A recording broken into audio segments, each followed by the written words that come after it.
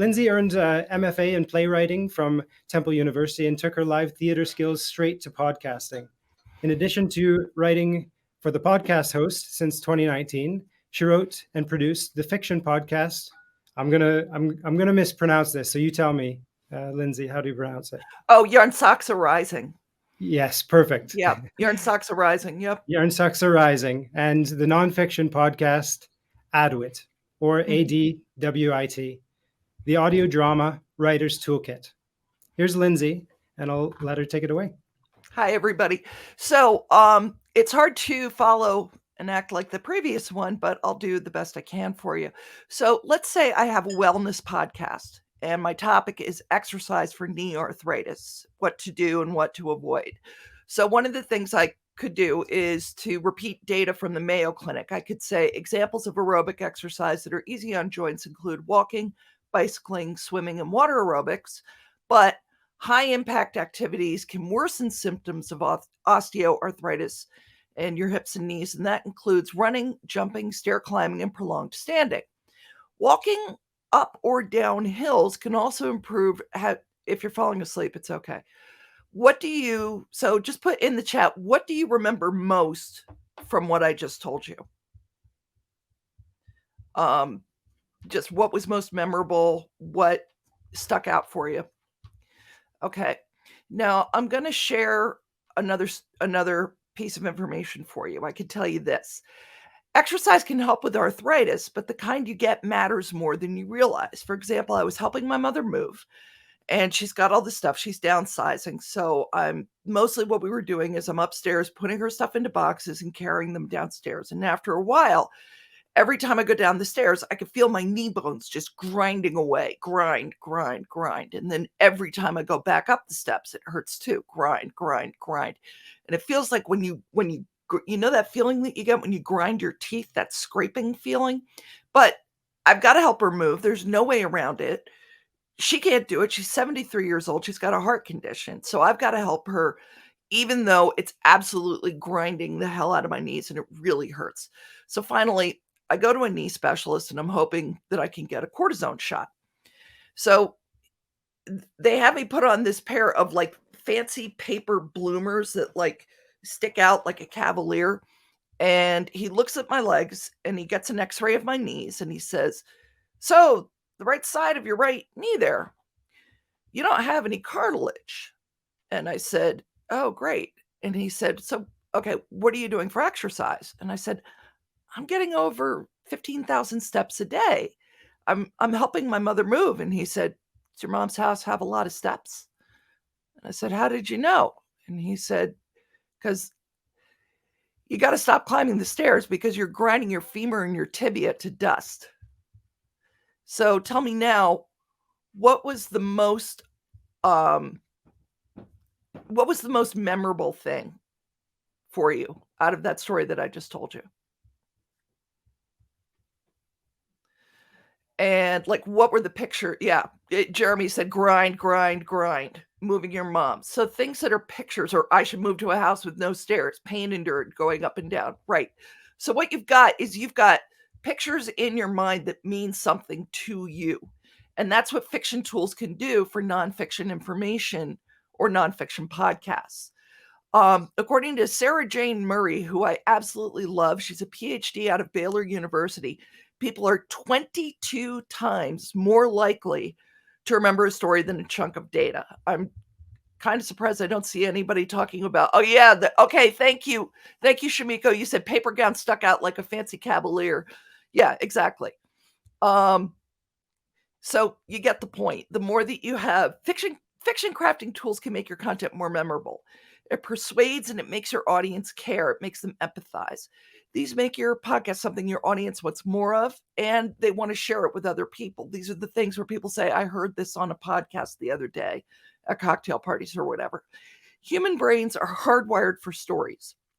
Scientists and screenwriters and marketing pros have invested a ton of time and effort into studying why and how storytelling works. Anybody can tell a story, but not everyone can tell a great story. Story persuades and it makes information memorable, but I'm guessing that we're all pretty good storytellers here. This is just to give you, like, like we were talking about earlier, it's to give you a system that you can rely on so that you can do your work faster.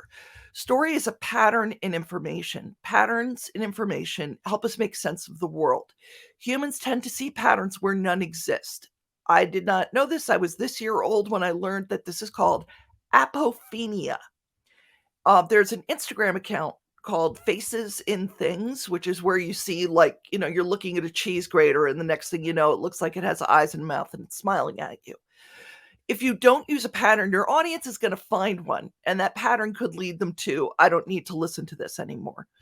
Narrative guides your audience through a pattern, and here is a very structure that you can use. I'm going to share my screen real quick, and share screen. Oh, come on, baby. Yeah, here we go. That's it. Okay. So what you should see here is a person wants to do something in order to achieve a goal, but comes up against an obstacle and ends up in a certain condition.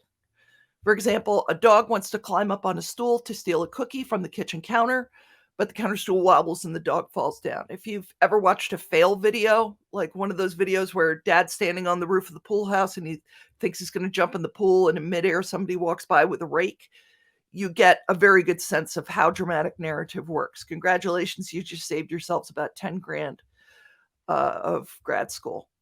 So let me see. Am I going to go right to the next slide or no? I think I'm not. Oh, yeah, even better. No, I am going to go right to the next one. Okay, even better. A person has to do something in order to achieve a goal. So they try the strategy and they fail. It's even better if, like, they think they got what they wanted, but they fail anyway. And as a result of that failure, they learn something important. They use this new information to go up against the obstacle again. They change and they succeed. For example, the dog tries again to climb on the stool to steal a cookie from the kitchen counter, and he uses the wobble of the stool to help him knock all the cookies on the floor. That would be an even better video.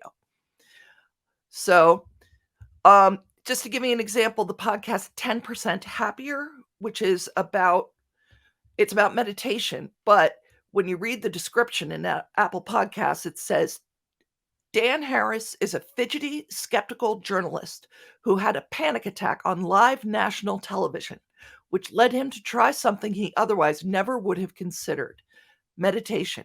He went on to write the best-selling book, 10% Happier. So I'm sure that you feel like you know what kind of podcast that this is, or if it's for you. It gives you a very clear picture of what this is about. Honestly, it's mostly him interviewing people who wrote books about meditation, but this is really persuasive. Another reason that story makes us care is because of mirror neurons, or neural coupling. This is a process that happens in your brain. For example, if you're sitting on the bus and it's a cold day and there's ice on the sidewalk and you see somebody walking down the sidewalk, you start to get that feeling of, oh no. And if you see them slip and fall, not only do we know not to walk on that sidewalk, but we also feel that feeling, like right when somebody slips. When the brain hears a story, its neurons fire in the same patterns as the speaker's brain. And they create coherence between a speaker's brain and the brains of his or her audience members. That's a quote from a company called the Ariel Group, which I'll tell you a little bit more about in the research guide in the end. If I'm going too fast, let me know. So let's see. Oh, hey, thank you, Jacob. I needed that. Thank you for the Fiction Podcast Weekly plug.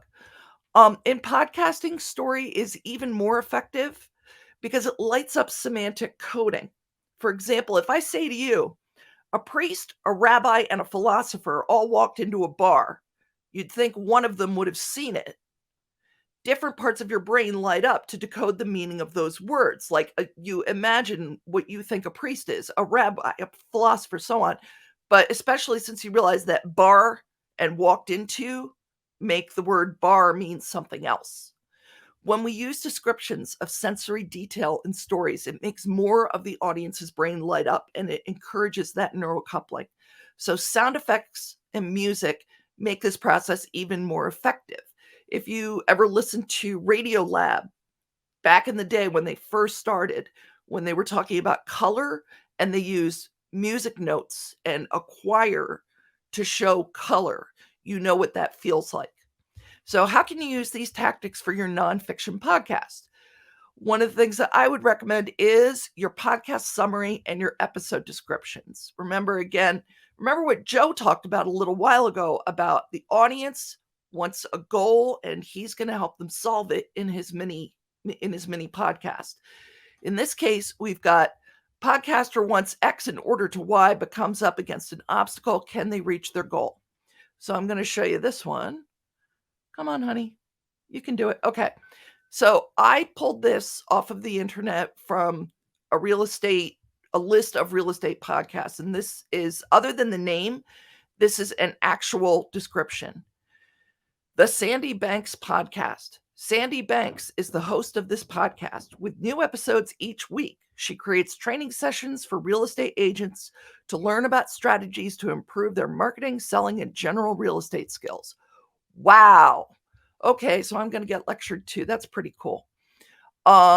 Anyway, moving right along, we can use some storytelling tools with this. For example, you can do things like, you can talk about what Sandy wants and how she's going to get it and how she's going to share that with you. Thank you, Jessamy. That ZZZ is just about right. Okay, Sandy wants everyone to have a great vacation home where they can smell the ocean. But loads of real estate agents don't know the secrets of this competitive market. Can Sandy's 30 years of training and strategies help you get your clients a home at the beach? Find out now with Sandy's Shore House Strategies. So we've got some pictures. We've got the smell of the ocean. We've got Sandy really wants something. Sandy's invested here. If you're a real estate agent, you're going to be like, yeah, well, hell yes, Sandy, help me sell some beach houses. So I think I'm going to get out of this for a minute. I'm going to stop doing that. There we go.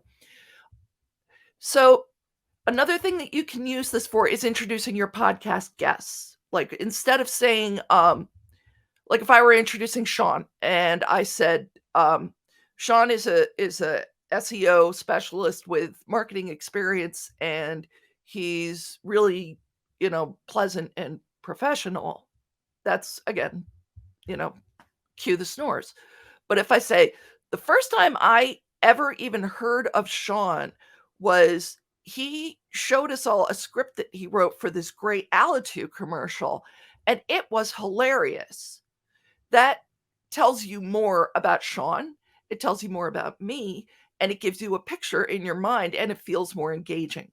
So if you have a if you have a guest that you want to introduce, telling them about, like, the first time I met you, here's how I felt. That's something that's about you, and it makes the audience feel like, oh, this person just shared a personal story with me. I feel really good. You can use these stories in your media kit and your website and your other PR materials. You're telling them what's your story as a podcaster, and think about how that can fit in your PR materials.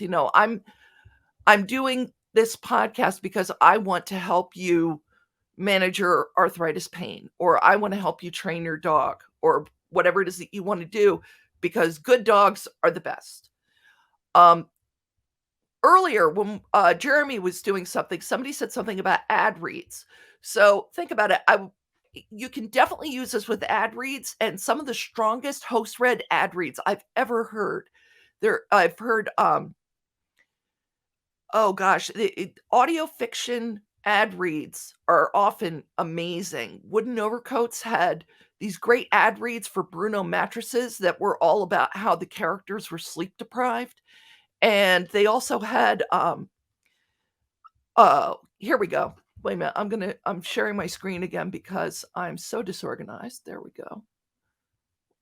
Come on, baby. There we go. You can do it. Okay.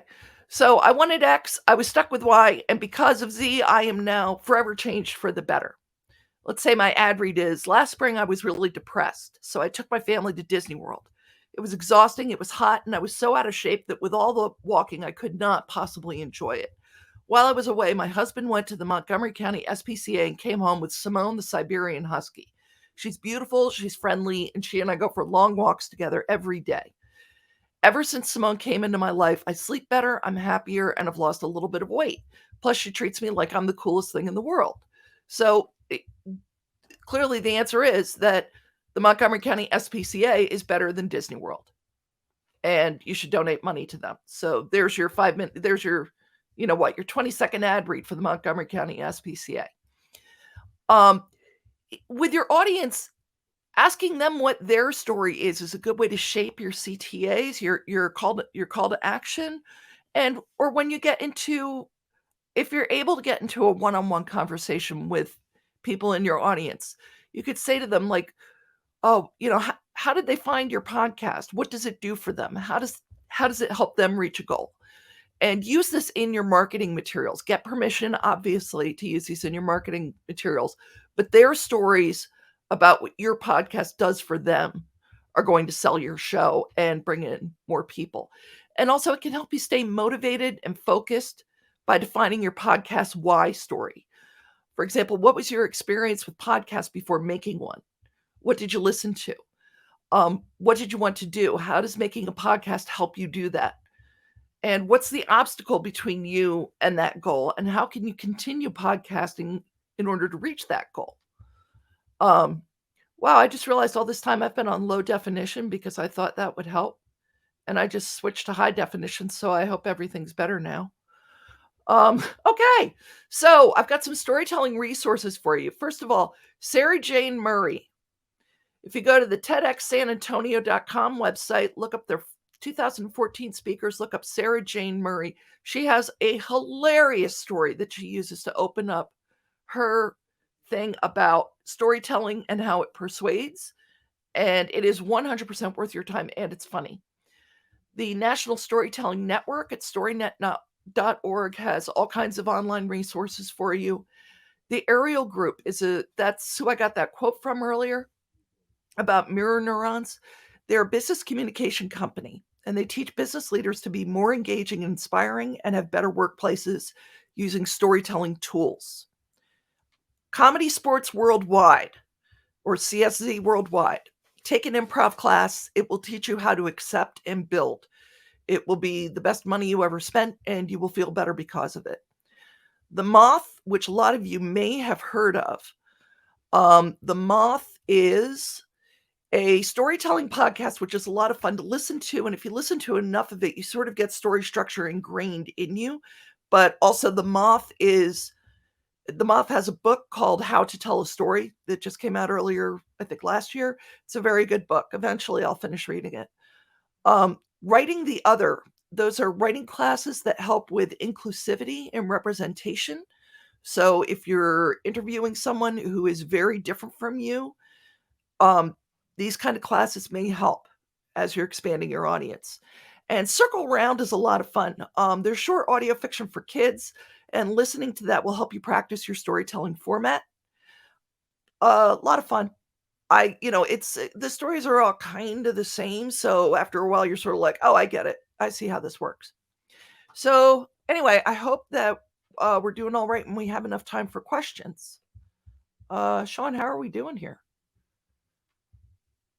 Have you guys all ditched me? I bet you guys all did. They said, oh, Lindsay can do it. It's getting late. Lindsay can do it. They said, Lindsay never stops talking. She can do it.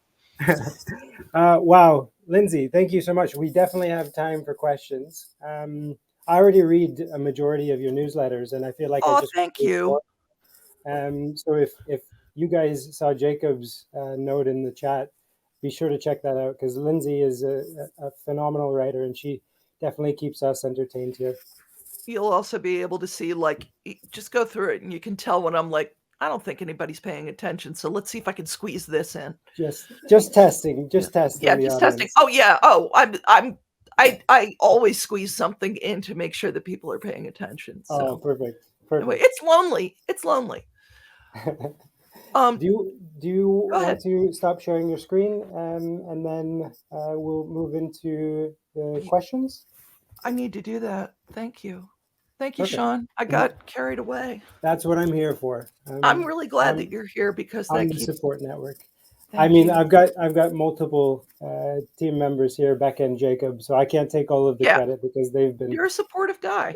There they are. Woo! They've been doing Oh, you guys incredible are work all in the here, office. too. I thought that. Yeah. By the way, I just have to say thank you guys so much for all of your hard work on this, because you guys have really been busting your butts on this. So We've gotten some incredible feedback from the attendees today. yeah, So thank you for that. Let's jump into a few questions. This please. first one it couldn't be more better addressed to you, Lindsay, from Julia.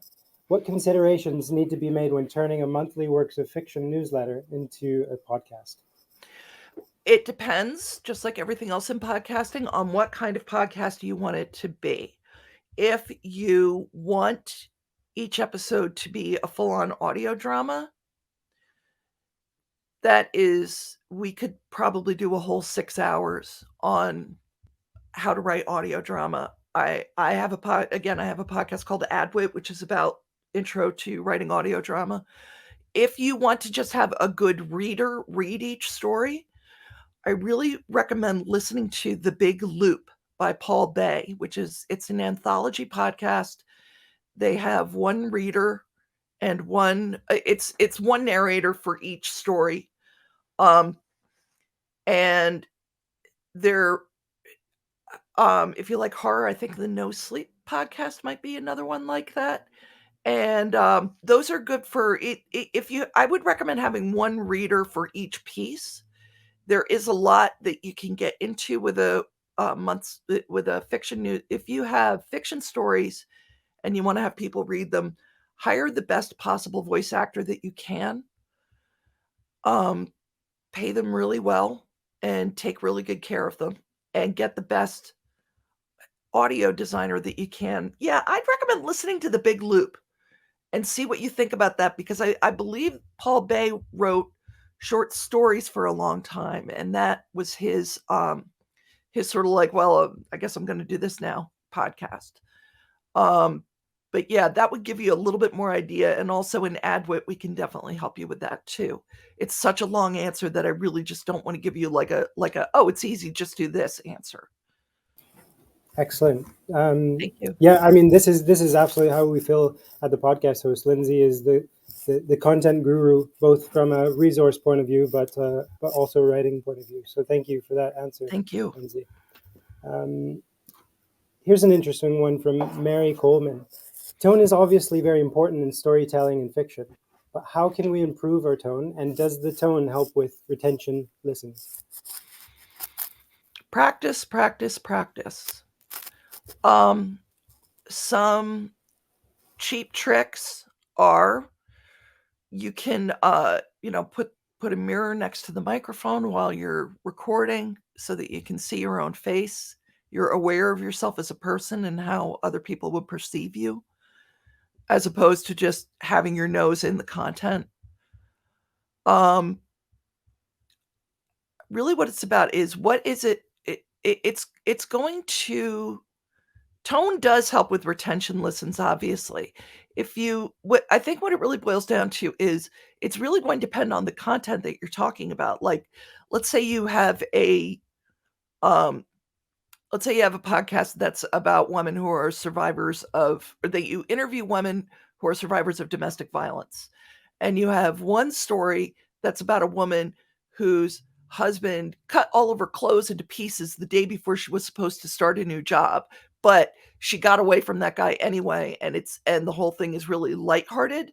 A lighthearted tone would be appropriate to that content. Whereas with a lot of other domestic violence stories, obviously you're going to have to measure how you feel about the content and how your listeners may feel. So I'd say, just, that's one of those things that you really have to know your content and know your audience, and then feel it out from there, I think. And, get back to your mission statement too. Yeah. Excellent. Thank you. That was great. I think we've got time for one more. Was there any questions that you came across, Lindsay, that you wanted to answer particularly, or should I just pull one extra? Actually, the only one was I think it was Natalie who said we shouldn't be ashamed to make ads, which made me drop everything. Natalie Katona, which made me drop everything and make that really sloppy slide and say, oh, here's a way that you can make ads that are really worthwhile. When your ad is honest, obviously it's going to mean more, but if you apply narrative structure to your ad, you're going to have this great thing. Natalie Katona, was that you that said that asked about that? I believe it was. It's one of my pet peeves when we get told over and over again that ads are what's going to kill our show, because it's one of the ways that we get money for all of the hard work that we're doing. So I always try to combat that mindset. So I just wanted to thank you for backing me up. Oh, well, thank you for saying it, because I was like, oh, this is what I forgot. I think it's the craziest one I ever heard was in a horror podcast called Small Town Horror by John Grills, who has written at length for Acast about how to write a good host-read ad. Host-read ads persuade much more than dynamic ads. I don't like dynamic ads. They take me out of the moment, and often it's hard to make sure that the volume is consistent. So sometimes they make me jump. A host-read ad, it's like public radio. It just goes right along in with the flow of it, and the trust that the host has created with the audience can be used for the ad. So that way, but use the narrative structure. I wanted this, I was stuck with this, then I tried this, and then I got that. Can you tell I'm from Philly? It keeps coming out. It's coming out. I really have to do something about this, Sean. I'm gonna have to move. Well, I think there's a lot of attendees from Philly or nearby from what I saw at. Yeah, I think I didn't know Joe was from down in town. I'm psyched.